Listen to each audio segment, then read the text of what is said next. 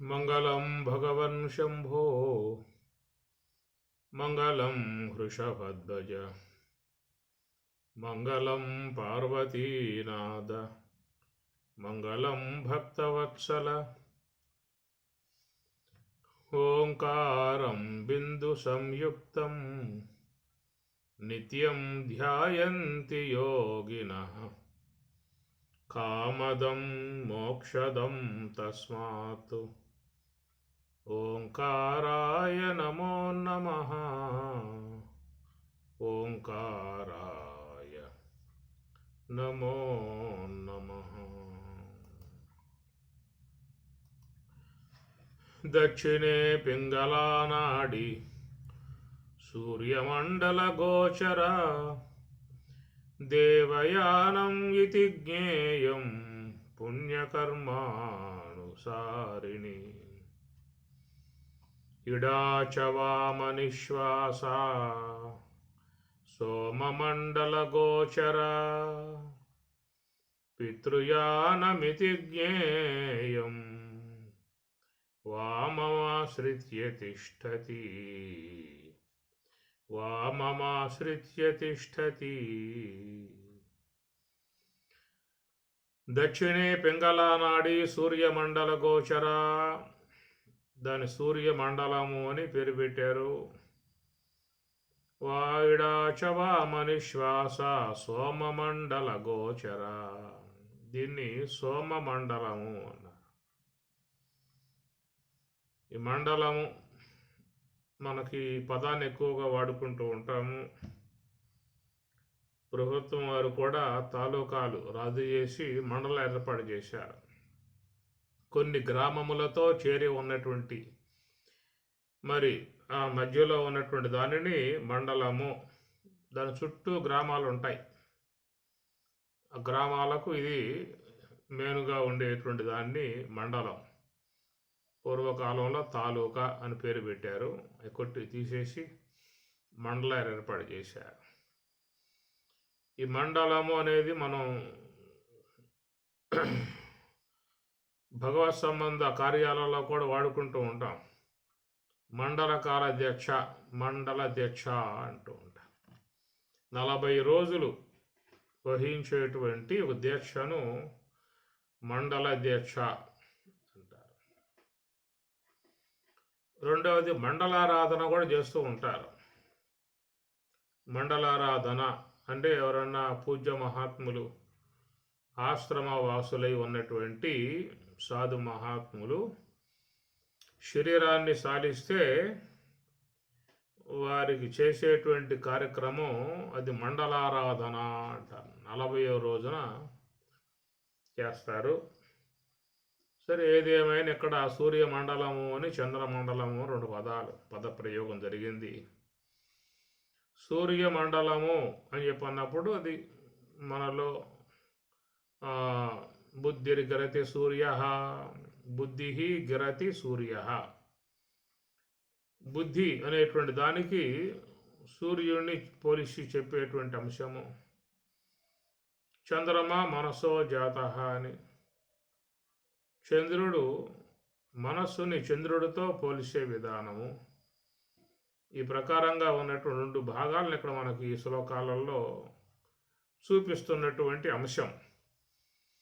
సూర్యమండలం అంటే ఏమిటి, చంద్రమండలం అంటే ఏమిటి దాన్ని చెప్పుకున్నాం కదా. కొన్ని గ్రామములు కలిసి ఉన్నటువంటి ప్రధానమై ఉన్న గ్రామాన్ని మండలము అని ఎట్లా ఉన్నదో అట్లాగా ఈ బుద్ధి మనస్సు అనేటువంటివి 2 కూడా మండలములు.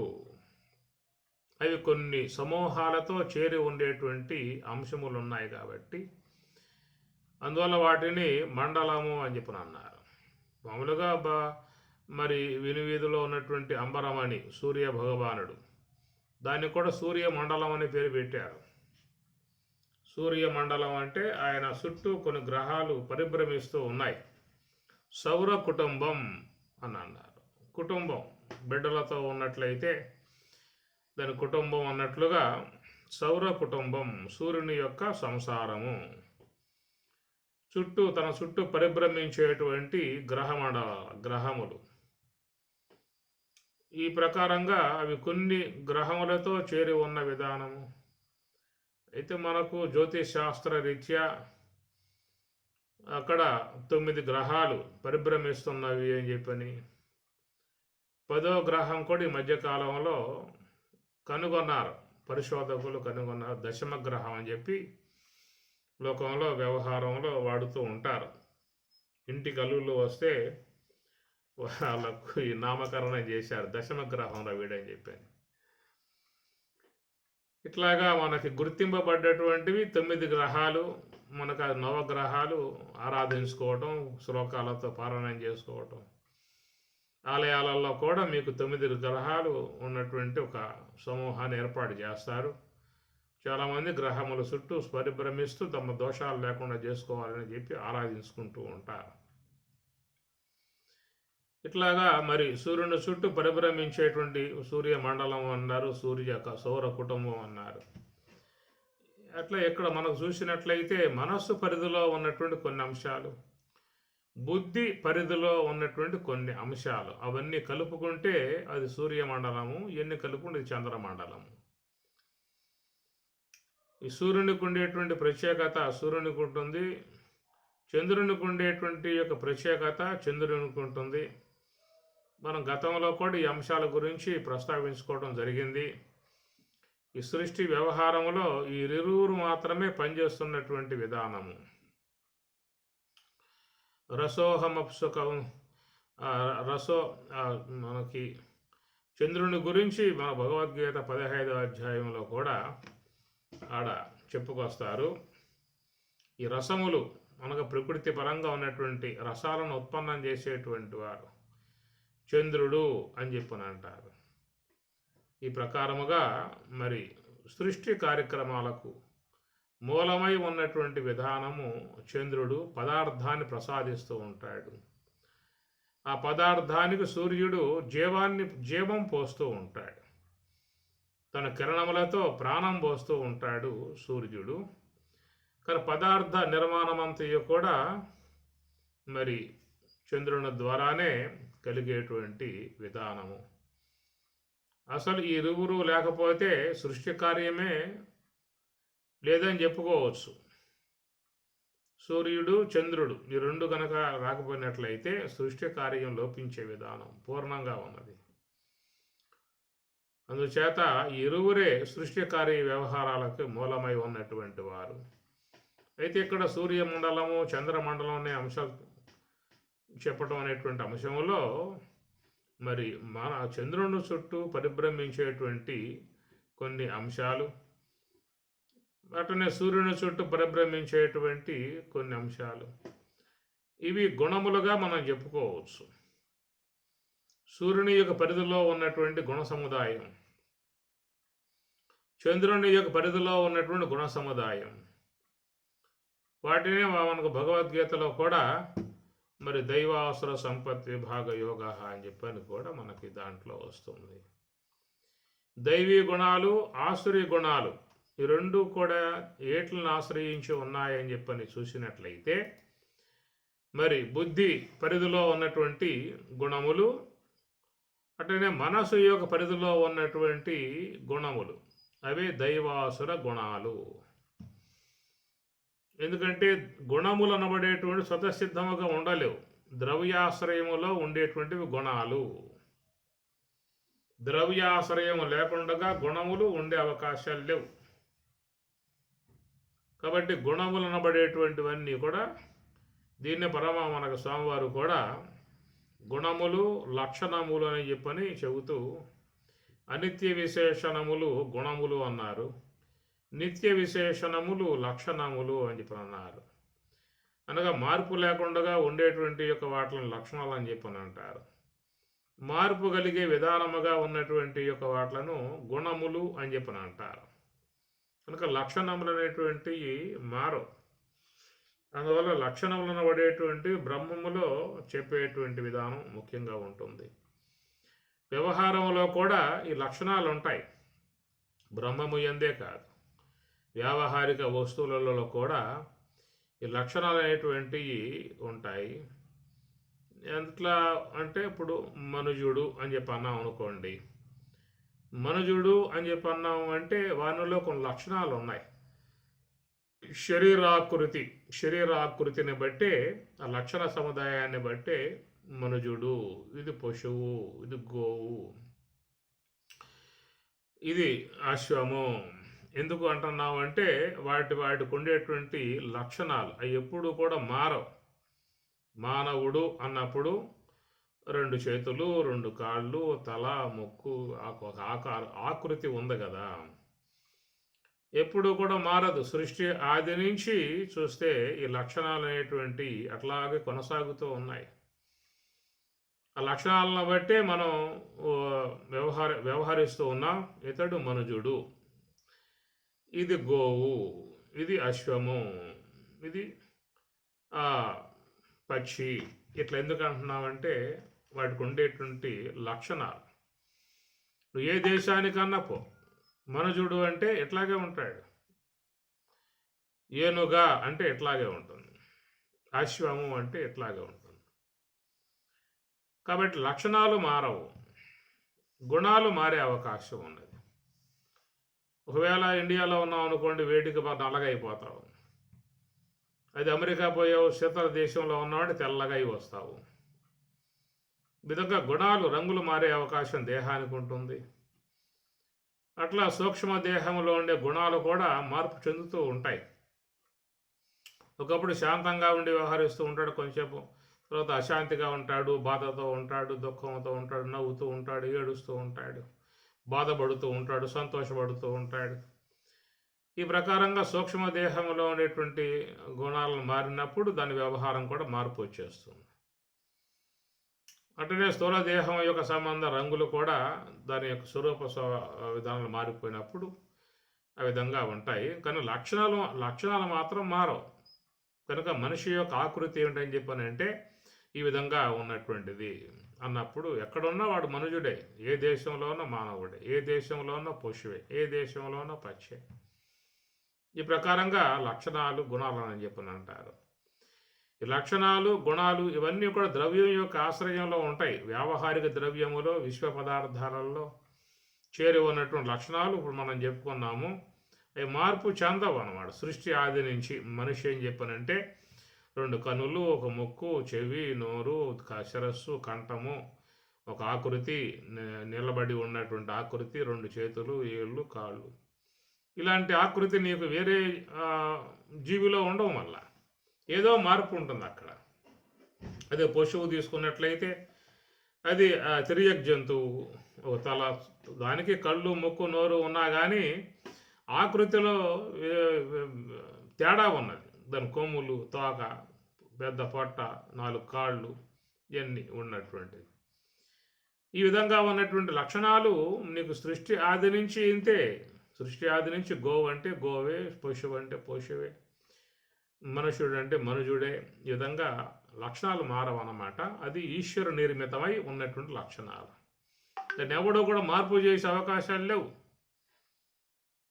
ఒకవేళ మానవునికి ఈ విధంగా ముందున్నాయి నోరు, ముక్కు, కన్నులు ఇవన్నీ కూడా, ఇదే తరహా వెనకాల కూడా వాడు గుండు కొట్టేసి ఇదే తరహా వెనకాల కూడా ఒక నోరు, ఒక ముక్కు, 2 కన్నులు వెనకాల పెడదామని చెప్పానంటే ఏదో సాధ్యమయ్యే పనేనా? ముందున్నాయా, వెనకాల ఉండాల్సిన అవసరం లేదా? వెనకాల కూడా ఉండాలి అనే ఉద్దేశంతో వీడు మానవుడు ఏమన్నా దాంట్లో చేయి పెట్టి ఏమి ఎట్లయితే మరి ముఖమండలం మీద ఉన్నాయో అవయవాలు, అలాంటివి యాజిటీజ్గా వెనకాల కూడా, శిరస్సు వెనకాల కూడా ఒక నోరు, ఒక ముక్కు, ఒక కన్ను, 2 కన్నులు ఈ విధంగా పెట్టి ఆకృతిగా చేసే విధానం ఏమన్నా ఉంటుందా?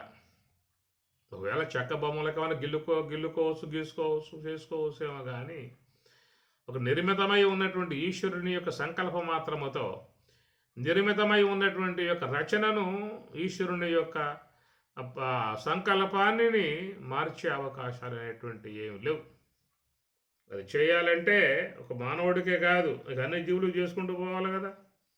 ఇతర పశువులు ఉన్నాయి, పక్షులు ఉన్నాయి, చేమలు ఉన్నాయి, దోమలు ఉన్నాయి, నల్లులు ఉన్నాయి, పిల్లులు ఉన్నాయి. ఎవరిని చేసుకుంటూ పోతాడా? ప్రత్యేకంగా ఒక నోరు, 2 ముక్కులు, 2 కన్నులు చేసుకుంటూ పోతాడా? ఏమీ లేదు, ఆకృతి వచ్చేసింది విశ్వంలోకి. ఇది ఈశ్వర సంకల్పం. దాన్ని ఎవడు కూడా మార్చే అవకాశాలు లేవు. ఉన్నదాన్ని వాడుకోవడమే, అవి భద్రంగా వాడుకోవటము, డ్యామేజ్ కాకుండా వాడుకోవటం. ఏమన్నా అయితే ఇబ్బంది వచ్చే పరిస్థితి కాబట్టి వాటిని జాగ్రత్తగా వాడుకునే విధానాలుగా జాగ్రత్తలు చెబుతూ ఉంటారు. ఈ ప్రకారంగా ఉన్నటువంటి దాని లక్షణాలు అని చెప్పిన అన్నారు. ఓ మామిడికాయ తీసుకోండి, మ్యాంగో అన్నారు. పేర్లు మారుతూ ఉంటాయి.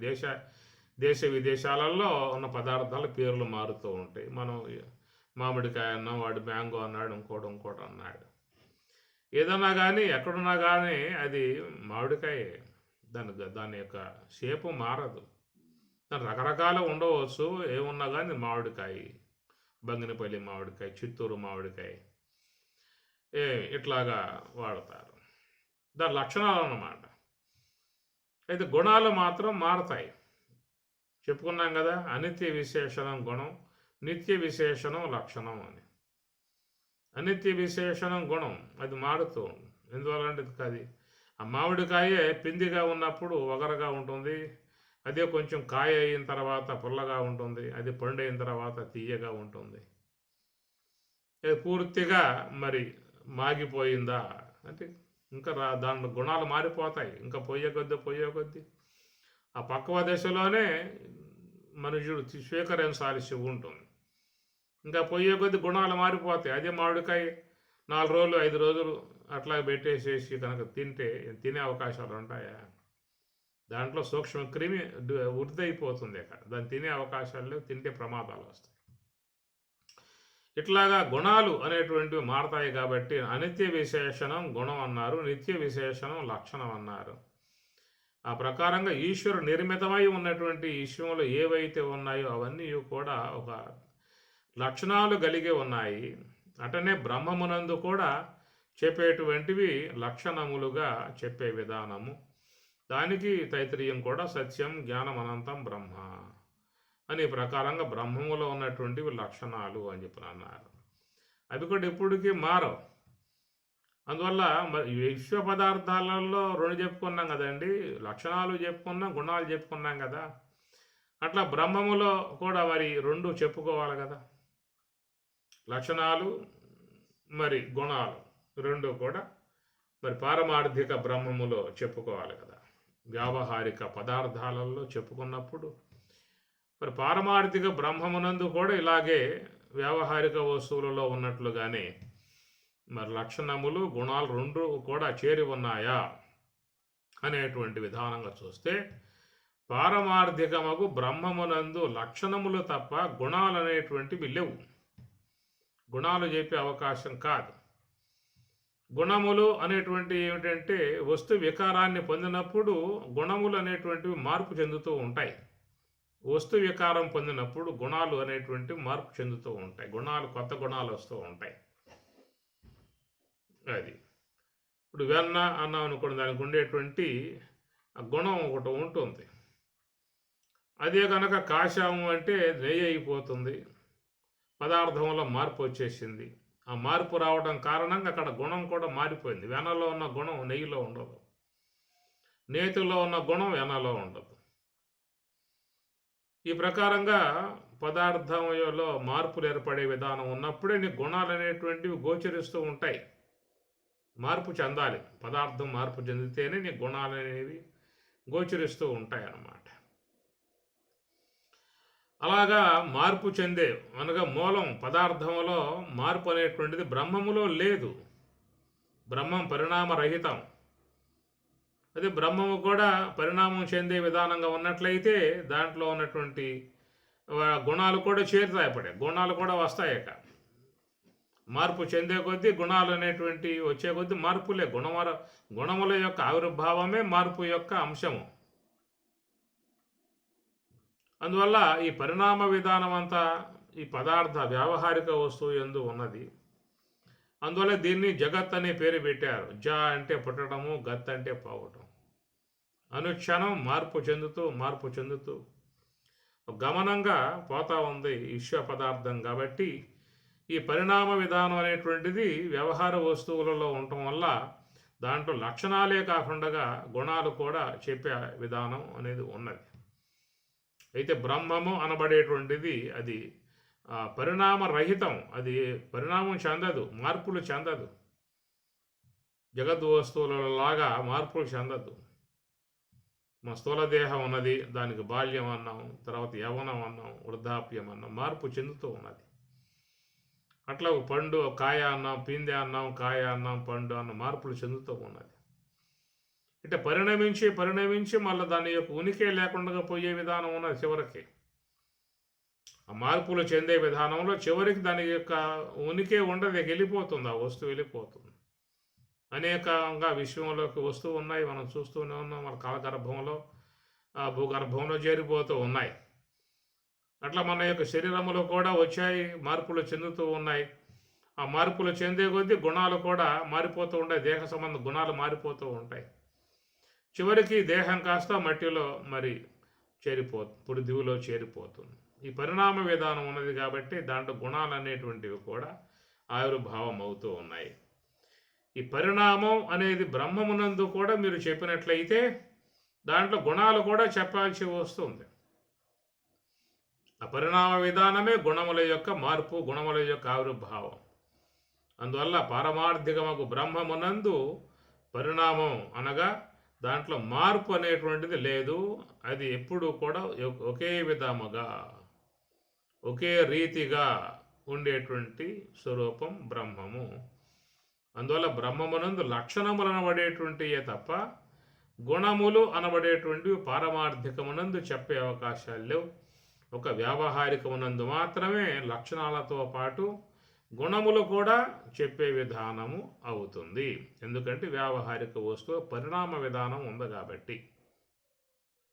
ఈ ప్రకారముగా అనిత్య విశేషణాన్ని గుణము అని, నిత్య విశేషణాన్ని లక్షణము అని స్వామి చెప్పిన మాట మంచి మాట. అది అనుభవామృతాలను దాంట్లో వస్తుంది.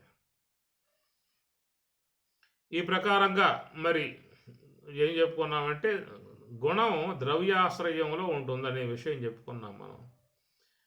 గుణాశ్రయంలో ద్రవ్యం ఉండదు, ద్రవ్యం యొక్క ఆశ్రయంలోనే గుణాలు ఉంటాయి. అట్లాగా మరి ఈ మనస్సు, బుద్ధి అనేటువంటిది కూడా ద్రవ్యములు, వ్యావహారిక ద్రవ్యం. చాలామంది మనస్సు గుణం అంటారు, బుద్ధి గుణం అంటారు. చాలామంది ఈ విధంగా చెప్పుకొచ్చే విధానం ఉంటుంది. ఎందుకంటే గుణం యొక్క ఆశ్రయంలో గుణాలు ఉండవు, ద్రవ్యం యొక్క ఆశ్రయంలో గుణాలు ఉంటాయి. అందువల్ల మనస్సు, బుద్ధి అనేటువంటివి వ్యావహారిక సంబంధమై ఉన్న ద్రవ్యాలు. మనకు అది ఏంటంటే సాంఖ్య విచారం ద్వారా చూసినట్లయితే ఆకాశం యొక్క అంశము, వాయువు అంశము రెండింటి యొక్క సమ్మేళనమే మనస్సు. ఆకాశం యొక్క అంశము, అగ్ని యొక్క అంశము రెండింటి యొక్క సమ్మేళనమే బుద్ధి. కాబట్టి ప్రకారంగా వ్యావహారిక ద్రవ్య విధానంలో చేరి ఉన్నటువంటివి మనస్సు, బుద్ధి అనేటువంటివి అవి మరి చూస్తే పారమార్థికం కాదు, పారమార్థిక ద్రవ్యం కాదు. పారమార్థిక ద్రవ్యమై ఉంటే బ్రహ్మములాగానే ఇవి కూడా సత్యం, జ్ఞానం, అనంతం, ఆనందంగా ఉండాలి. అవి కూడా ఎలాంటి మార్పు చెందే విధానంగా ఉండకూడదు. కానీ మనస్సు అనేది అనుక్షణం మారిపోతూ ఉంది. అంటే దాంట్లో ఉన్న గుణాలు అనేటువంటివి మారిపోతూ ఉన్నాయి. అటనే బుద్ధిలో ఉన్న గుణాలు కూడా మారుతూ ఉంటాయి. కాబట్టి ప్రకారంగా ఈ గుణములు అనబడేటువంటివన్నీ కూడా ద్రవ్యాశ్రయం కాబట్టి మనస్సు అనేది గుణం కాదు, ద్రవ్యము. బుద్ధి అనేది గుణం కాదు, ద్రవ్యము. అందువల్ల అది కేవలం పారమార్థికము కాదు, ప్రాతిభాషికము కాదు.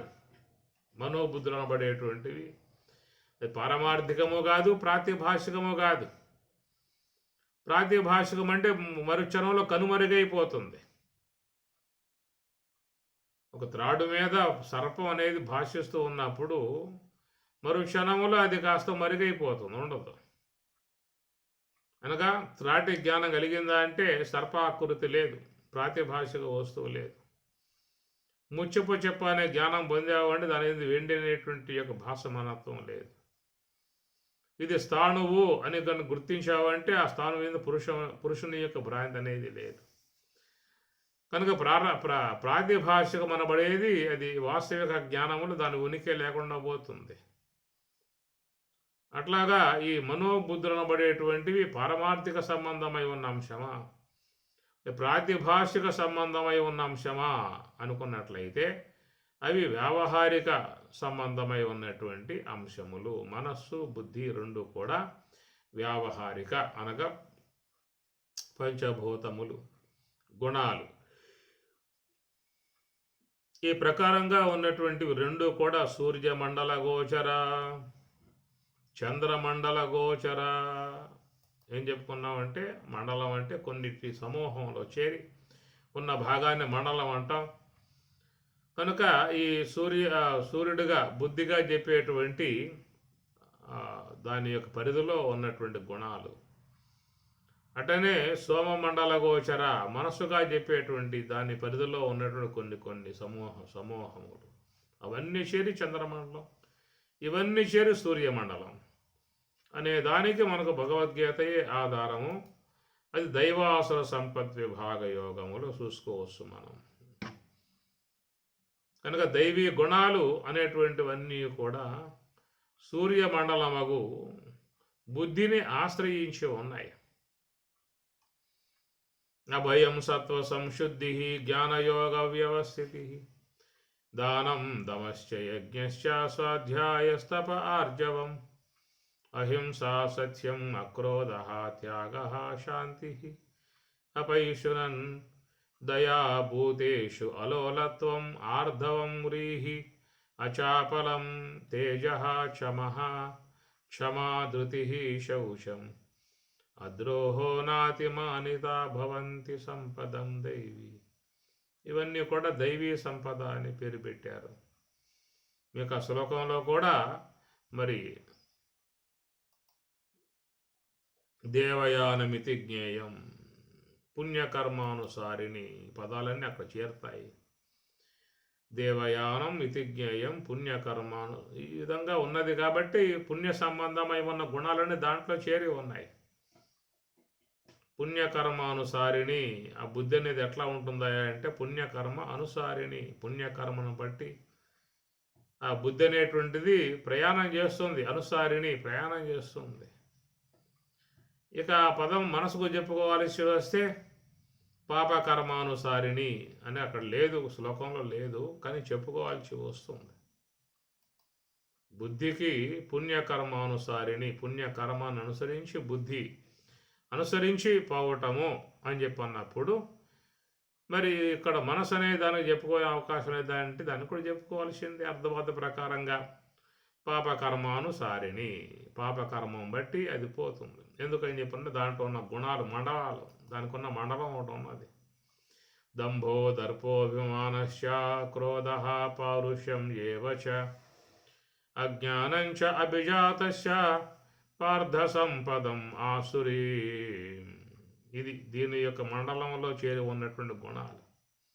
దంభము, దర్పము, అభిమానము, క్రోధము, పారుష్యము, ఇవన్నీ కూడా అజ్ఞాన సంబంధమై ఉన్నటువంటి పాప కర్మానుసారిని, అజ్ఞాన కర్మానుసారిని.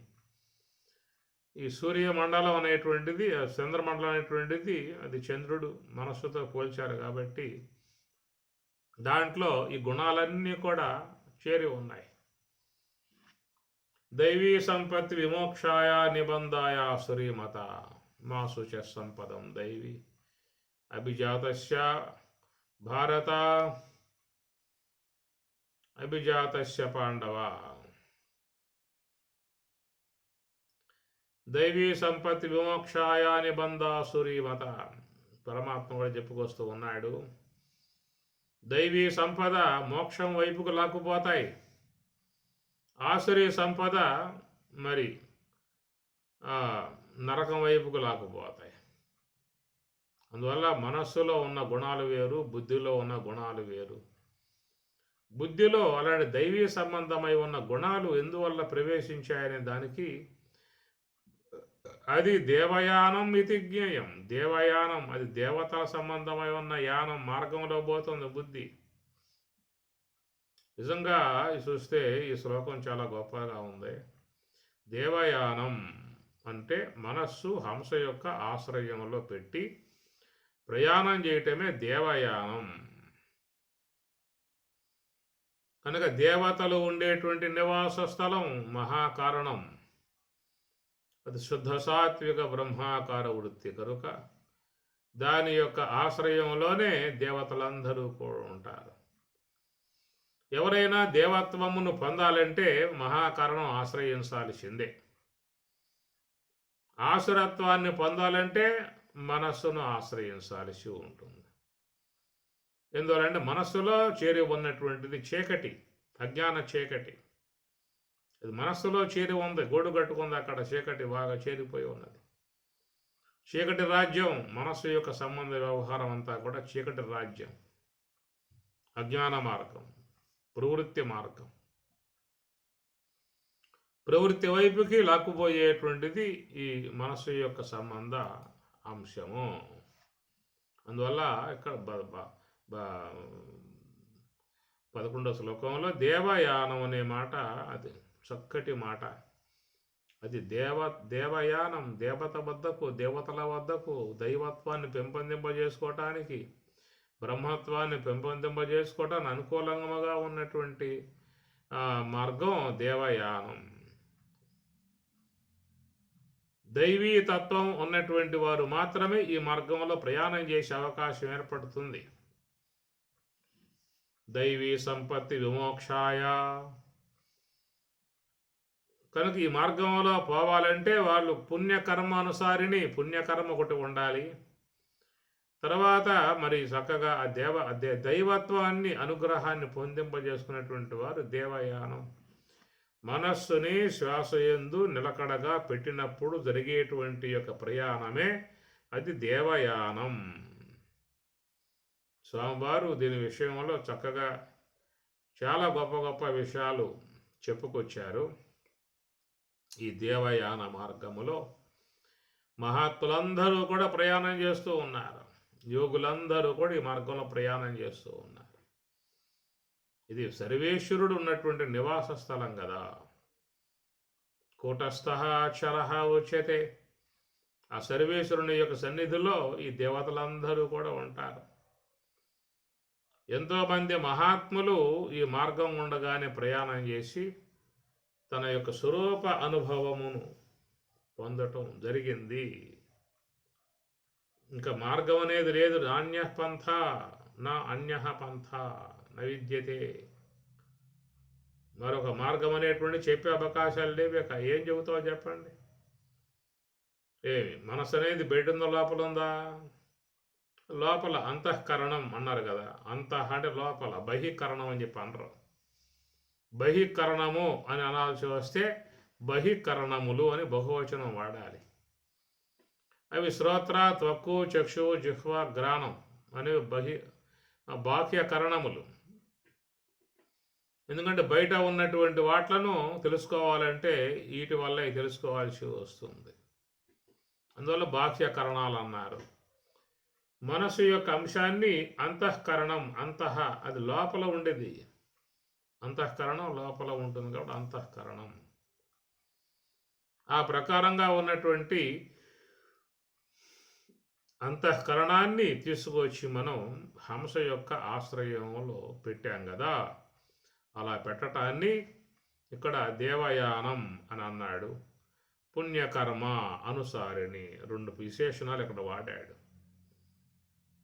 మనస్సు అనేది హంస యొక్క ఆశ్రయంలో ఉండటము అనేటువంటిది అది దేవయానం. నిలకడగా ఉండగలిగేటువంటి యొక్క విధానం రావాలంటే పుణ్యకర్మ అనుసారిణి. పుణ్యకర్మ ఉండగలిగితేనే వారు అక్కడ నిలకడగా ఉండే అవకాశం ఏర్పడుతుంది. ఎంతమంది మహాకారణం యొక్క స్థానంలోకి రావటం లేదు. వచ్చిన వాళ్ళు ఎంతసేపు అక్కడ ఉండగలిగే అవకాశంగా ఉన్నది. అలాగా ఆచరించే వాళ్ళు ఎన్ని రోజులు వాళ్ళ సాధన కొనసాగుతూ ఉన్నది. కాబట్టి ప్రకారంగా మధ్యలో జారిపోయే పరిస్థితి ఎందువల్ల కారణం అంటే దేవయానమే మహాకారణ స్థలం. దేవతలు ఉన్నటువంటి స్థలం. సాక్షాత్ బ్రహ్మం పరబ్రహ్మముగా సంచరిస్తూ శుద్ధ బ్రహ్మముగా నిలిచి ఉన్నటువంటి సమస్త మానవాళికి కూడా దేవత్వమును ప్రసాదించగలిగేటువంటి యొక్క స్థానం అది. మనం ఈనాడు ఎంతోమందిని పూజ్య మహాత్ములుగా దైవ సమానులుగా అని మనం ఆ విధంగా వాళ్ళని ఆరాధిస్తున్నామంటే కారణం ఏంటంటే వాళ్ళు ఈ దేవయానంలో ప్రయాణం చేశారు. హంస యొక్క ఆశ్రయంలో ప్రయాణం చేయటమే దేవయానం. ఇది కాక మరి ఏదైనా మరొక అంశంగా చెప్పటానికి ఏమైనా అవకాశం ఉందా అంటే కూడా ఏమీ లేదు. ఏముంది చెప్పండి? మనకున్న ద్వారాలే 5: శ్రోత్ర, త్వక్కు, చక్షు, జిహ్వ, గ్రాణం. 6వ ద్వారం ఏముంది ఇంకా? ఇక 6వ ద్వారంగా చెప్పాల్సి వస్తే సుషుమ్న అన్నారు. సుషుమ్న ద్వారం చెప్పాల్సి వస్తుంది. అది ఊర్ధ్వ ప్రయాణంగా ఉన్న ద్వారం అది. మోక్షద్వారే ద్వారపాలాః చత్వారః పరికీర్తితాః శమః విచారః సంతోషః చతుర్దశ సాధు సంగమః అని వశిష్ఠ భగవానుల వారు. మోక్షద్వారే ద్వారపాలాః, మోక్షద్వారం అది సుషుమ్న ద్వారం, మహాకరణ స్థలం, హంస యొక్క ఆశ్రయం. ఇది దేవయానం, దేవప్రయాణం. మనకి తీర్థాలలో కూడా దైవప్రయాగ, దేవప్రయాగ అని కూడా ఒకటి వస్తుంది. ఈ ప్రకారంగా మరి చూస్తే దేవయానం అనే దానికి ఎక్కడ చెప్పే అవకాశం ఉంటుంది చెప్పండి? ఇంకా దేవయానం అనేది కనుక దేవుని వద్దకు తీసుకుపోయేటువంటి మార్గం మహాకారణ స్థలం, నాసిక స్థలం. ముక్కులో నగాలి ముక్తికి త్రోవరా విశ్వదాభిరామ వినురవే సత్యలోకం పుజాడ హంస కెరుక విను దానిపై స్వారి చేయించు మానసముతో మానస బ్రహ్మమవు మాయ దాటి. ఈ ప్రకారంగా హంస యొక్క అంశాన్ని గురించి అనేక మంది మహాత్ములు దాన్ని కొనియాడారు. హంస సోహం, హంస సోహం, హంస సోహం, సోహం ఇతి ఖేలతి పిండాండే భగవాన్, ఖేలతి పిండాండే అని సదాశివ బ్రహ్మేంద్ర స్వామి. కనుక కీలతి పిండాండే భగవాన్, మరి ఆ యొక్క భగవంతుడకు హంస కీలతి ఆయన కీలిస్తూ ఉన్నాడు, బ్రహ్మములో రమిస్తూ ఉన్నాడని చెప్పని ఆయన గానం చేశాడు. ఆ ప్రకారముగా మరి సుషుమ్న నుండి, బ్రహ్మము నుండి పుట్టి అది ఇహం వైపుకు ప్రయాణం చేస్తూ ఉన్నటువంటి ఆ శ్వాస సోహం, అది బ్రహ్మమును చేర్చేటువంటి అంశము కాబట్టి దేవయానం అనగా బ్రహ్మమును పొందాలన్న అపేక్ష ఉన్నటువంటి వారు ఈ మహాకారణమైనటువంటి శ్వాస ఆశ్రయాన్నే పొందాల్సి ఉంటుంది. లేదండి మాకు అదంతా అవసరం లేదు, మేము ఆచారాల ద్వారా శ్రవణం చేస్తూ ఉన్నాము, మాకు శ్రవణ మాత్రముతోనే మాకు బ్రహ్మం అనేది గోచరిస్తూ ఉన్నది, అది కాక ఇంకేమన్నా మార్గాలు అనేటువంటిది కూడా లోకంలో ఉన్నది. శ్రవణ మాత్రముతోనే మోక్షం అనేటువంటిది వస్తున్నది అనేటువంటి మాట చాలామందిలో ఈ భావన అనేది ఉన్నది.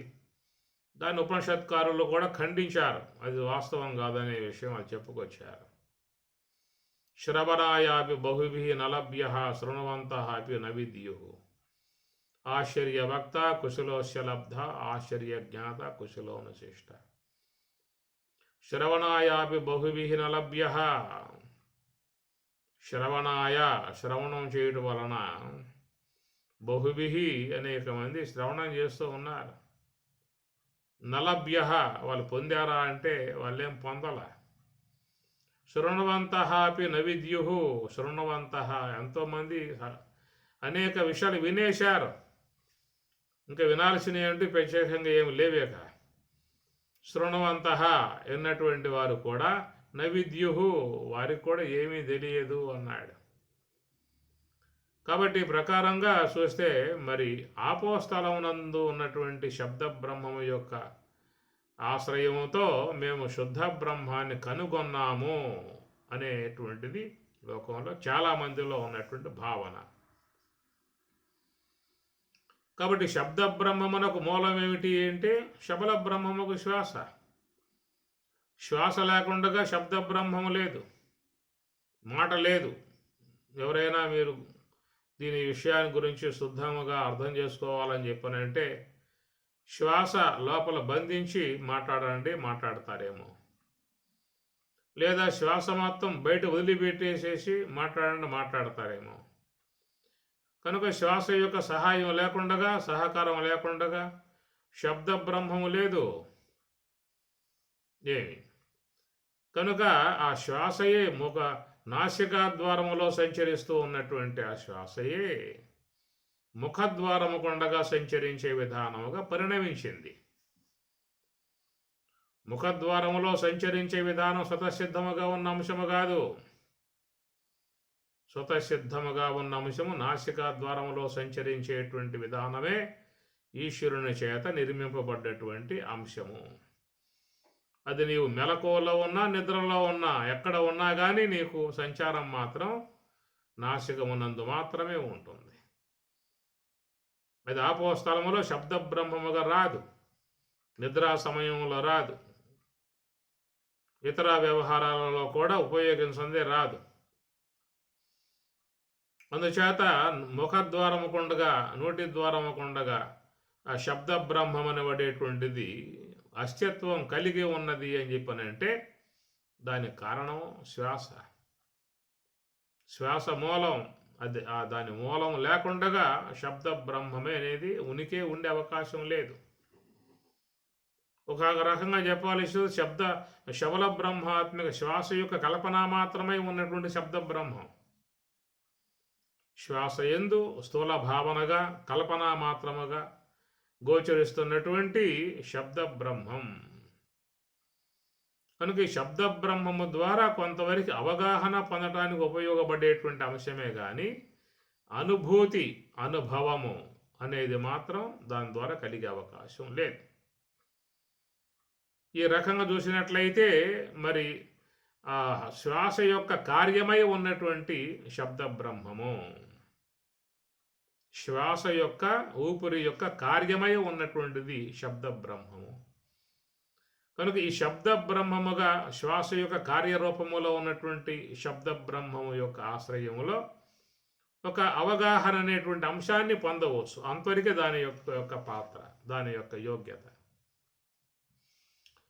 శుద్ధ బ్రహ్మం ఇంద్రియ అగోచరముగా చెప్తున్నటువంటి విషయం కాబట్టి శాస్త్రం నతత్ర చక్షురు గచ్చతి నవాగచ్చ నవిద్మో నవిజానీయం అనే మంత్రాలు శుద్ధ బ్రహ్మము అనేటువంటిది అందుబాటులో లేదనే విషయంగా చూసినట్లయితే దాని యొక్క విషయమై అవగాహన చేసుకునేటువంటి పరిధిలో వేదవాక్యాలని ఆధారంగా చేసుకుని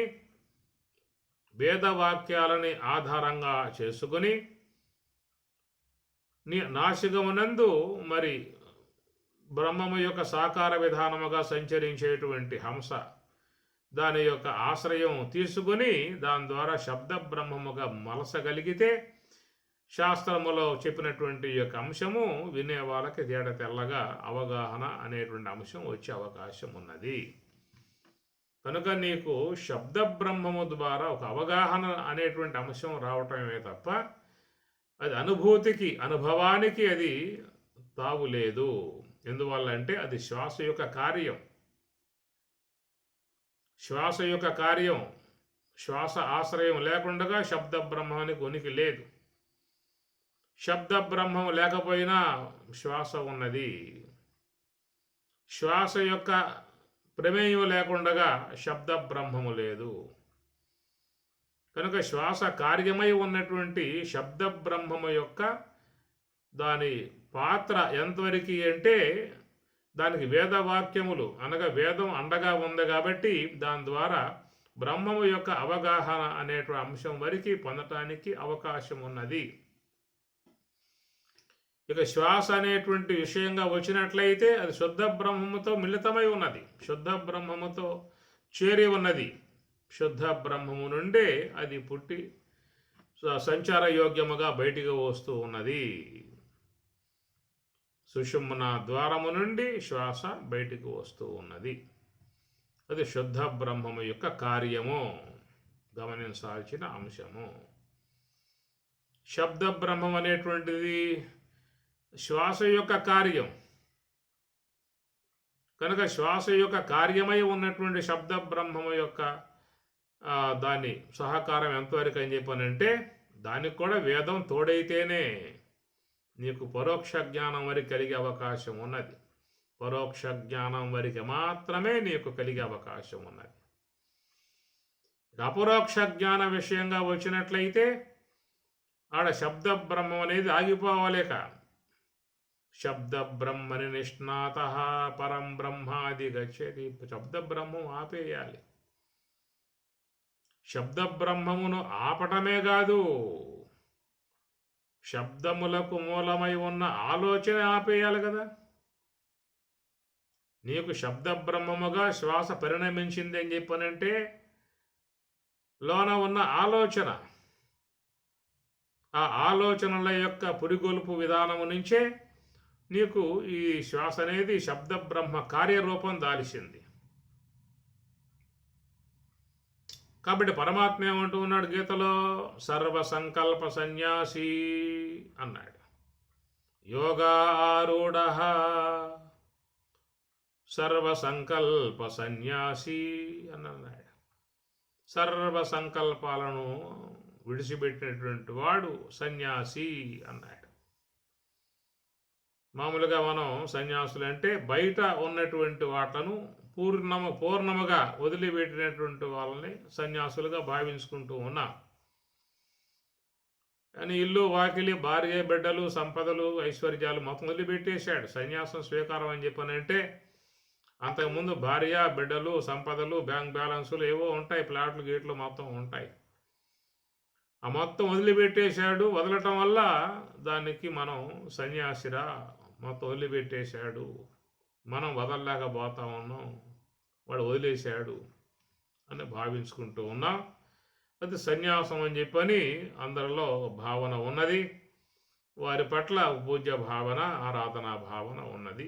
సరే, సంతోషం, పూజిద్దాం, సేవిద్దాం, మహాత్ములుగా భావిద్దాం. కనుక వదలాల్సినవి బయట లోపల అనేది ఇక్కడ చర్చనీయాంశం. అయితే భగవద్గీతలో చెప్పిన అంశం మాత్రం లోన ఉన్న మనస్సులో ఉన్న ఆలోచన సర్వసంకల్ప సన్యాసి అనే మాట ఆయన వాడాడు. నహి సన్యస్త సంకల్ప యోగి నభవతి కశ్చన. నహి సన్యస్త సంకల్ప నహి సన్యస్త సంకల్ప.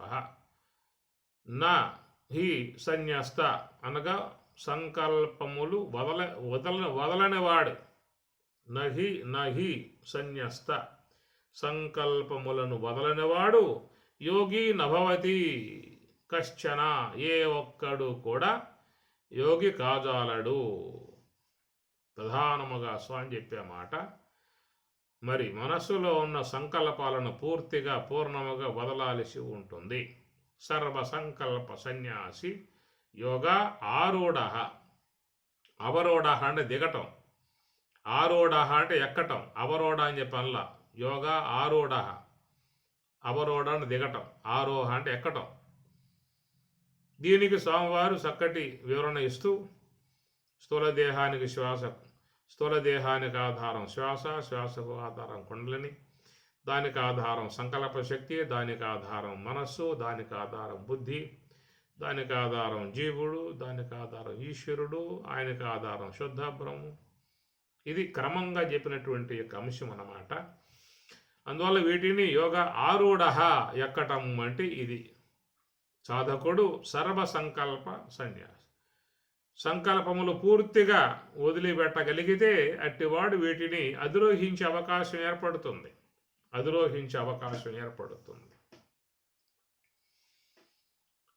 లేదు 18 మెట్లు అని చెప్పి అన్నారు కదా, అయ్యప్ప స్వామి మెట్లులాగా 18 మెట్లు.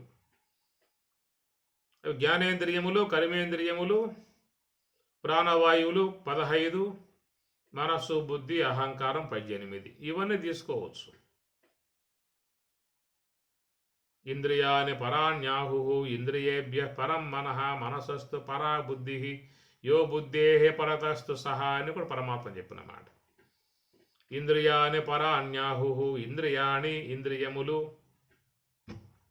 జ్ఞానేంద్రియ కర్మేంద్రియాలు. ఇంద్రియం ఇంద్రియాని బహువచనం, అది జ్ఞాన కర్మేంద్రియములు అన్నారు. పరాని దానికంటే వేరుగా ఉన్నది. ఇంద్రియాని పరాణ్యాహు ఇంద్రియేభ్య పరం మనః, ఇంద్రియముల కంటే ఇంకా పైన వేరుగా ఉన్నటువంటి వస్తువు మనస్సు అన్నాడు. ఆ మనస్సు కంటే కూడా ఇంక అతీతముగా ఉన్న వస్తువుని బుద్ధి అన్నాడు. ఇంద్రియ పరం మనః మనసస్తు పరా బుద్ధి, దానికంటే వేరుగా పైన బుద్ధి ఉన్నది అన్నాడు. యో బుద్ధే పరతస్తు సహా, ఆ బుద్ధి కంటే కూడా పైన బ్రహ్మము అన్నాడు. మరి ఈ విధంగా చెప్పినప్పుడు పరహ అంటే శ్రేష్టము, పరహ అంటే వేరు. ఇంద్రియాల కంటే పైన మనస్సు, మనస్సు కంటే పైన బుద్ధి, బుద్ధి కంటే పైన బ్రహ్మము అన్నప్పుడు మరి సర్వసంకల్ప సన్యాసి యోగ ఆరూఢ ఎక్కుతాడు వాడేక. ఎప్పుడైతే మనస్సు అనేది హంస యొక్క ఆశ్రయంలో పెట్టాడో ఇక అక్కడి నుంచి ఆరూఢ ఎక్కడం ఆరంభమవుతుంది. దానికి ఏంటంటే ధ్యానములో ముందు కర్మేంద్రియాలు జడమవుతాయి అని, తర్వాత జ్ఞానేంద్రియాలు జడమవుతాయి అని, ఆ తర్వాత క్రమంగా మనస్సు పూర్తిగా తన విధానం మానుకుంటుంది. ఆ తర్వాత బుద్ధి, శుద్ధ సాత్విక బుద్ధి, అది కూడా అస్తమిస్తుంది. చివరికి యో బుద్ధేహే పరతస్తు సహా, ఆ బుద్ధి కూడా అధిష్టానముగా ఉన్న వస్తువు బ్రహ్మము, ఆ బ్రహ్మమునే పొందుతున్నాడు. మరి ఈ ప్రకారంగా మరి శాస్త్రం మనకి మంచిగా ఉన్నటువంటి అంశాలు అందిస్తూ ఉన్నది. దానికి ఏంటంటే చెప్పింది వాళ్ళు సర్వసంకల్పముల నుంచి విడబడాలి అనేటువంటిదిగా చెప్తున్నారు. తత్రైకాగ్రం మనఃకృత్వా, మనసును ఏకాగ్రముగా ఉంచు. ఏ ఆలోచనలతోనూ మనసును పెట్టమాక, ఆలోచనలు రానిమాక మనసులోకి. దానికి అలవాటై ఉన్నది తెస్తుంది, నువ్వు వద్దన్నా తెస్తుంది, రానిమాక, నువ్వు రానిమాక. ఈ ప్రకారంగా మరి ఆలోచన పూర్తిగా త్యజించినప్పుడే నీకు మరి ఆ యొక్క పరం శుద్ధ బ్రహ్మము యొక్క స్వరూప అనుభవాన్ని పొందే అవకాశం అని చెప్పని చెబుతూ ఉండగా, మేము విన్నామండి, శ్రవణం చేశామండి, మాకు స్వరూపానుభవం కలిగిందండి అనేటువంటి మాట ఎక్కడ అవకాశం ఉంది? ఇంకా కేవలం అది మరి శబ్ద బ్రహ్మం అని చెప్పి అన్నప్పుడు దాంట్లో మనసు యొక్క ఆలోచన చేరి ఉన్నది, శ్వాస యొక్క స్థూలత్వము చేరి ఉన్నది. శ్వాస ప్రమేయం లేకుండగా, మనో సంబంధ ఆలోచన ప్రమేయం లేకుండగా నీకు శబ్దం వచ్చే అవకాశం ఉంటుందా? ఇది గమనించాల్సిన అంశం. సాధకులుగా ఉన్నవాళ్ళు, ఆధ్యాత్మిక మార్గంలో ప్రయాణం చేసేవారు, మోక్షాన్ని అపేక్షించేటువంటి వారు, బ్రాహ్మీ అనుభవాన్ని కోరుకునేటువంటి వారు కొంచెం మనసు పెట్టి చూడాల్సి ఉంటుంది. మీకుగా గోచరించే అవకాశాలు అయితే లేవు. కానీ ఒక ప్రబోధకుడి నుంచి వచ్చేటువంటి యొక్క అంశాలు నిశ్చితంగా గ్రహించినట్లయితే కొంతవరకు మనసు అవగాహన పొందే అవకాశం ఉంటుంది. ఏం చెప్పుకున్నాము అని చెప్పనంటే, మనకు లోకంలో చాలా వరకు మేము మా యొక్క బోధ ద్వారానే మాకంతా కూడా కలిగింది, మాకు బ్రహ్మము యొక్క అనుభవం కలిగింది, మేము బ్రహ్మము యొక్క స్వరూపాలుగా ఉన్నాం, అహం బ్రహ్మాస్మి అనే భావనతో ఉన్నాం. ఇంకా దానికోసంగా ఎలాంటి యోగ సాధన, అభ్యాసాలు లాంటి ధ్యానం లాంటి ఏం అవసరం లేదు, మాకు శ్రవణంతోనే మాకు అనుభవం వచ్చేసిందనేటువంటి మాటలు ఎంతవరకు మనం వాస్తవికమైనటువంటి యొక్క దాంట్లో చేరి ఉన్నామో గమనించుకోవాల్సి ఉంటుంది. ఇక్కడ పెద్ద పెద్ద వాళ్ళుగా పేరుగాంచినటువంటి వాళ్ళు కూడా ఇలాంటి భ్రమలో సాధకుల్ని పడవేస్తున్న విషయం మనం చూస్తూ ఉన్నాం. దాన్ని గ్రహించుకోగలిగేటువంటి యొక్క సామర్థ్యం సాధకులుగా ఉన్నటువంటి వాళ్ళకు లేదు. వారు కేవలం ఒక అనుయాయులను అనుసరించి వాళ్ళు చూపించిన మార్గంలో పోయే వాళ్ళే తప్ప నిశ్చితంగా చూడగలిగేటువంటి యొక్క సామర్థ్యం, శక్తి వాళ్ళకి లేదు, అంత పరిజ్ఞానం లేదు. నడిపిస్తే నడిచేవాళ్ళు తప్ప స్వయంగా నడిచేటువంటి శక్తి వాళ్ళకి లేదు. కానీ నడిపించేటువంటి విధానముగా ఉన్నటువంటి వాళ్ళు ఏమన్నా మరి ఈ విధంగా సత్య శోధనగా వాళ్ళు ఏమన్నా తీసుకొస్తున్నారా అని చెప్పనంటే వాళ్ళు కూడా మరి భ్రమ అనేటువంటి భ్రమలోనే పడవేస్తున్న అంశము. కేవలం నీవు శాస్త్రం అధ్యయనం చేస్తే చాలు నీకు స్వరూపం జ్ఞానం కలుగుతుంది. దానికోసంగా సాధన అంశం ఏం అవసరం లేదనే మాట వీళ్ళు వాడుతున్నటువంటి దానికి, అటు శాస్త్రం చెప్తున్నటువంటి దానికి ఏదైనా పోలిక ఉందా అని మనం గమనించాల్సి ఉంటుంది. ఉపనిషత్తులు చెప్పేశాయి కదా, శ్రవణాయాపి బహువిహి నలభ్య శృణవంత నవిద్యు కొట్టేసింది. నమేధయా న బహునా శృతేనా, నమేధయా నా బహునా శృతేనా, ఎన్నైనా వినుగాక నీ స్వరూప స్థితి కలిగే అవకాశం కాదనేటువంటి మాటకు మనం ఏం చెప్పుకుంటున్నాము అంటే, శబ్ద బ్రహ్మమనబడేటువంటిది అది శబల బ్రహ్మము యొక్క కార్యము, హంస యొక్క కార్యము. ఈ హంస యొక్క కార్యముగా ఆవిర్భావం అయినటువంటి యొక్క ఇది పూర్ణముగా నీకు స్వరూపానుభవం పొందింపజేస్తుందా? కాబట్టి రెండవది శబ్ద బ్రహ్మానికి వెనకాల ఉన్నది ఏమిటంటే మనస్సు యొక్క సంబంధ ఆలోచన. మనస్సు యొక్క సంబంధ ఆలోచన లేకుండా నువ్వు మాట్లాడగలిగే అవకాశం ఉంటుంది. చూడండి, మనస్సులో ఆలోచన లేకుండా మాట్లాడతావా? ఏ మాటైనా నీకు మనస్సు యొక్క ఆలోచనయే అభివ్యక్తమవుతూ ఉన్నది.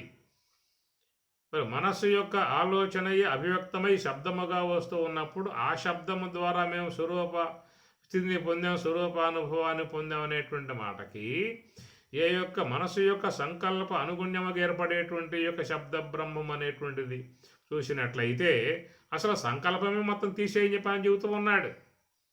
సర్వ సంకల్పం సన్యాసి యోగారూఢ. నువ్వు సంకల్పం పెట్టుకుంటే నీకు స్వరూపానుభవం కలిగే అవకాశం లేదు. నహి సన్యాస సంకల్ప యోగి నభవతి, నువ్వు యోగి కాజాలవు, స్వరూపానుభవాన్ని పొందలేవనే మాట శుద్ధముగా స్పష్టముగా నీకు. అసంయతాత్మనా యోగ దుష్ప్రాపయితి మే మతి అని కూడా చెప్పుకొచ్చాడు స్వామివారు. మే మతి నా అభిప్రాయంగా చెప్పాల్సి వస్తే ఒకవేళ ఇదంతా ఇంతవరకు మీకు శాస్త్రం యొక్క సంబంధ అంశాన్ని మీకు అందించాను. శ్రవణాయాపి బహుభి నలభ్య శృణవంత నవిద్య అనేటువంటిది కానీ అనేక విషయాలు విన్నా కానీ నీకు అలాంటి యొక్క విషయం గోచరించే అవకాశం లేదని చెప్పనే మాటలుగా ఏ శాస్త్రం యొక్క సంబంధ అంశాలు ప్రస్తావించాం, ఉటంకించుకున్నాం. కానీ నా యొక్క అభిప్రాయంగా కూడా చెప్పాల్సి వస్తే నేనేం చెబుతానంటే మీకు అని చెప్పని కృష్ణ పరమాత్మల వారు అసంయతాత్మనా యోగ దుష్ప్రాప. అసంయత, సంయత, యత, యతనే, యత అంటే ప్రయాణం, సంయత అనగా బాగుగా ప్రయత్నం చేయటం, బాగుగా ప్రయత్నం చేయడం సంయత అంటారు. అసంయత నా సంయత, అసంయత అనగా ప్రయత్నం లేని విధానం. ఏం ప్రయత్నం? అసంయతాత్మన యోగ, యోగము ద్వారా ఆత్మన తన మనస్సుని అసంయత నిగ్రహించకపోయావా, సంకల్పాలు లేకుండా గనక చేయకపోయావా, దుష్ప్రాప నీవు పొందటం అనేది సాధ్యం కాదనేది శుద్ధముగా ఆయన చెప్పుకొస్తూ ఉన్నాడు. మరి ఆ జగన్నాథుడు సర్వేశ్వరుడు ఉపనిషత్కారులు ఋషులు చెప్పేటువంటి యొక్క మాటలు మనం పట్టుకున్నామా? ఈ మధ్యకాలంలో తగునమ్మ అని చెప్పని వచ్చి వాళ్ళ సొంత భావాలు మన ముందు ఏర్పాటు చేస్తూ ఉంటే వాటిలను పట్టుకొని అలాడుతూ ఉన్నామా? సాధకులుగా ఉన్నటువంటి వారు సత్య శోధనకు అవకాశాన్ని ఇవ్వాలి. వాస్తవానికే మొగ్గు చూపాలి. ఎక్కడ సత్యం ఉంటే ఆ సత్యాన్నే పట్టుకోవాలి. అభిమానాశ్రయం అవసరం లేదు. నేను అభిమానిస్తూ ఉన్నాను, నేను ప్రేమిస్తున్నాను, నేను గౌరవిస్తూ ఉన్నాను, నాకు ఆయన చాలా పూజ్యుడు ఇవన్నీ పెట్టుకుని మనం వాస్తవానికి దూరం అయిపోయే పరిస్థితులు కూడా ఉన్నాయి. దేని మీద అభిమానం అవసరం లేదు. ఎక్కడ వాస్తవం ఉంటే ఆ వాస్తవాన్ని తీసుకోవటానికే సిద్ధపడాలి. జీవితం సార్థకత చేసుకోవాలి. అందుచేత ఇక్కడ మనం గమనించినట్లయితే మరి కేవలం సంకల్పం యొక్క ఆవిర్భావముతో శ్వాస యొక్క కార్యముగా ఏర్పడ్డటువంటి శబ్ద బ్రహ్మమనబడేటువంటిది నీకు ఒక్క పరోక్ష జ్ఞానం వరకు మాత్రమే సహకరించేటువంటి అంశమే తప్ప దాని ద్వారా నాకు మోక్షం కలిగింది, స్వరూపానుభవం కలిగిందని చెప్పనంటే మాత్రం నువ్వు పప్పులో కాలేసినట్లే. కాబట్టి ప్రకారముగా మరి ఈ శబ్ద బ్రహ్మం అనబడేది మనం చూసాము. ఇప్పుడు అదేమిటంటే సంకల్పము యొక్క ఆశ్రయము, శ్వాస యొక్క కార్యం, ఈ రెండింటి యొక్క సమ్మేళనం ద్వారానే శబ్ద బ్రహ్మం అనేది ఉన్నది. ఇది మన సంకల్ప అనుగుణ్యముగా కల్పించుకున్నటువంటి అంశము, లేదా వేదము యొక్క వాక్యాలని ఆశ్రయంగా కల్పించుకున్నటువంటి అంశము శబ్ద బ్రహ్మం. ఇది ఎక్కువసేపు ఉండదు, కానీ నీకు ఉన్నటువంటిది ఏమిటంటే శబల బ్రహ్మాత్మిక శ్వాస, అది ఎప్పుడూ ఉంటుంది. అది ఎందుకంటే అది దాన్ని కల్పించింది ఈశ్వరుడు, అది మనం కల్పించుకోవాలా, మన అధీనంలో లేదు, మన యొక్క సృష్టిలో ఉన్నటువంటిది కాదు. మనం సృష్టించుకున్నది ఆలోచన, మనం ఏర్పాటు చేసుకున్నది శబ్దం. అది కాసేపు ఉంటుంది, మరుగైపోతుంది. కానీ అకల్పితముగా ఉన్నటువంటి స్వరూపం ఈశ్వర కార్యముగా ఉన్నటువంటిది శ్వాస. కనుక ఈశ్వరుని చేత నిర్మింపబడ్డటువంటి శ్వాసను ఆశ్రయించి శుద్ధ బ్రహ్మమును చేరుకోవాలా, లేక మన మనసు యొక్క సంకల్పానుగుణ్యముగా శ్వాస యొక్క కార్యముగా ఏర్పాటు చేసుకున్నటువంటి శబ్ద బ్రహ్మమునందు మాత్రమే నిలబడి నాకు ఇది అవగాహన వచ్చేసేసింది, అహం బ్రహ్మాస్మి అయిపోయానేటువంటి యొక్క ఊహలతో ఉన్నటువంటి విధానమా? శాస్త్రం ఏ విషయాన్ని సుస్పష్టముగా చెబుతుందనేటువంటి దాన్ని గ్రహించుకోవాల్సినటువంటి యొక్క అంశము సాధకులుగా ఉన్నటువంటి వారికి ఉంటుంది. కాబట్టి ఇక్కడ మనము శబ్ద బ్రహ్మమును కొంతవరకు మాత్రమే దాన్ని తీసుకోవాల్సి ఉంటుంది. అది అవగాహన పొందే అంతవరకు మాత్రమే దాన్ని తీసుకోవాల్సి ఉంటుంది. అవగాహన వచ్చేసిన తర్వాత దాన్ని పక్కన పెట్టేసేసి శబల బ్రహ్మమునే ఆశ్రయించి శుద్ధ బ్రహ్మమును చేరుకోవాల్సి ఉంటుంది. ఎందుకని చెప్పనంటే ఆ శబల బ్రహ్మాత్మికమై ఉన్నటువంటి శ్వాసను కల్పన చేసింది ఈశ్వరుడైతే, కేవలం ఆలోచన పరిధిలో శ్వాసను దానికి ఊతగా చేసి నిర్మించుకున్నటువంటి యొక్క అంశము శబ్ద బ్రహ్మము. శబ్ద బ్రహ్మము నీ కల్పనలో ఉన్నది, శబల బ్రహ్మాత్మిక శ్వాస ఈశ్వర కల్పనలో ఉన్నది. ఈశ్వరు నిర్మితమై ఉన్నటువంటి యొక్క వస్తువు ద్వారా నీవు శుద్ధ బ్రహ్మమును చేరుకోవాలనేటువంటి యొక్క మాటే మనకు శాస్త్రకారు ఋషులు చెప్పేటువంటి మాట. అది మీకు భగవద్గీతలో కూడా 5వ అధ్యాయంలో సుస్పష్టం చేశారు స్వామివారు. చాలా బాగా ఉండే శ్లోకాలు అవి. స్పర్శాన్ కృత్వా బహిః బాహ్యాం చక్షుశ్చైవాంతరే భ్రువోః ప్రాణాపానౌ సమౌ కృత్వా నాసాభ్యంతరచారిణౌ యతేంద్రియ మనోబుద్ధి ముని మోక్షపరాయణ అని సుస్పష్టముగా నీకు అక్కడ పదాలు స్వామివారు చాలా వివరంగా చెప్పుకొచ్చేసేసారు. మోక్షపరాయణ, నీకు మోక్షం పట్ల అపేక్ష అనేది ఉన్నదా? ఉంటే నువ్వు ఈ పని చేయాల్సి ఉంటుంది అన్నాడు. స్పర్శాన్ కృత్వా బహిః బాహ్యాం, బయట ఉన్నటువంటి విషయాలను బయటే ఉంచు, లోపల రానే మాక.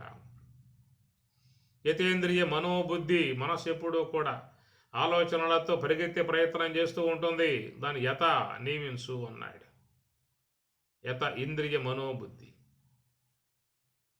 ప్రాణాపానవు సమో కృత్వ నాసాభ్యంతరచారిణవు, ఎట్లా నియమించాలి, ఎట్లా నిగ్రహించాలి అనే మాటకి నాసిక రంధ్రాలలో నిరంతరముగా సంచరించే ఒకనొక వస్తువు ఉన్నది. హంస అనే రూపముగా ఉన్నది, శ్వాస అనే రూపముగా ఉన్నది. ఈశ్వరు నిర్మితమై ఉన్నటువంటిది, బ్రహ్మమును పొందిమర్చడానికి యోగ్యమై ఉన్నటువంటిది. కనుక ఆ విధముగా ఉన్నటువంటి దానిని సమో కృత్వ నాసాభ్యంతర చారిణవు, నాసిక రంధ్రములలో సంచరించేటువంటి యొక్క శ్వాసను సమముగా చెయ్యి. సమౌ కృత్వ, సమ అంటే ఏమిటి? బ్రహ్మము. నిర్దోషం హి సమం బ్రహ్మ, గీత 6వ అధ్యాయం. నిర్దోషం సమం బ్రహ్మ. సమ అనే పదానికి మనకి భగవద్గీత బ్రహ్మము అనే దాన్ని వాడుతున్నారు. సమదర్శన అని వస్తుంది చూడండి మీరు శ్లోకంలో. విద్యా వినయ సంపన్నే బ్రాహ్మణే గవిహస్తిని సునిశైవ శ్వపాకే చ పండితాః సమ దర్శన. సమ అనే పదము బ్రహ్మమునకు అర్థముగా చెప్తున్న అంశం. సమ దర్శన, బ్రహ్మం దర్శించుట. సమవు కృత్వ నాసాభ్యంతర చారిణవు ప్రాణాపానవు సమవు కృత్వ, ప్రాణాపాన వాయువులను బ్రహ్మముగా చెయ్యి, బ్రహ్మము యందు లయింపజేయి. సమవు కృత్వ. అది కావాలంటే యత ఇంద్రియ మనః, మనస్సును నిగ్రహించు, ఆలోచన లేకుండా చెయ్యి. ఆలోచన లేని విధానం నుంచే నీ యొక్క ఆ శ్వాస అనేది శుద్ధ బ్రహ్మంలో చేరిపోయే విధానం ఉంటుంది. ఇలాంటి విధానం ఎవరు చేస్తారయ్యా అంటే మోక్షపరాయణ, మోక్షం పట్ల అపేక్ష ఉన్నటువంటి వాడు ఎవడైనా కావచ్చు, వాడు ఈ ప్రక్రియ అవలంబించాల్సి ఉంటుంది. ఎవరు ఈ ప్రకారం నడుచుకుంటారో యహ ఎవడో సహా అతడు ముక్త ఏవ, వాడు మోక్షం పొందటమే. చాలా స్పష్టముగా స్వామివారు మనకు భగవద్గీతలో అందిస్తున్నటువంటి అంశములు. ఈ మూలం ఇవి తీసుకోవాలి. ఎవరో చెప్పారు, మా గురువు చెప్పారు, మా పండితుల వారు చెప్పారు, మా ఆచార్యుల వారు చెప్పారు, అవన్నీ అవసరం లేదు. అభిమానాశ్రయం అవసరం లేదు. వాస్తవాన్ని గ్రహించుకోవాల్సిందే. ఈ ప్రకారముగా మరి ఆ శుద్ధ బ్రహ్మము యొక్క స్వరూప అనుభవాన్ని పొందేటువంటి విధానములో మనకి భగవంతుడు మన చేతికి మంచి వస్తువు అందించాడు. దానిని ఆశ్రయించి ఊరుకున్నవాడు ఉత్తమ యోగిరా అని వేమన చెప్పినట్లుగా ఆ యొక్క పరమాత్మ ద్వారా నిర్మింపబడ్డటువంటి సాకార బ్రహ్మమును ఆశ్రయించే శుద్ధ బ్రహ్మమును చేరుకునే అంశముగా దాన్ని చేరుకోవాల్సి ఉంటుంది. దాని చుట్టూ ఉన్నటువంటి బుద్ధికి సంబంధించి ఉన్నటువంటి యొక్క మండల విధానము ఈ మహాకారణం పుణ్యకర్మానుసారిని అన్నారు. దేవయానం, ఈ చాలా గొప్ప పదాలండి. ఇవన్నీ కూడా వాటిని గ్రహించుకోగలిగితే మనకు మంచి అంశాలు గోచరించే అవకాశం ఉంటుంది. ఓం సహనావతు సహనౌ భునక్తు సహ వీర్యం కరవావహై తేజస్వినావధీతమస్తు మా విద్విషావహై. ఓం శాంతి శాంతి శాంతి. హరి ఓం తత్సతు. శ్రీ గురుభ్యో నమః.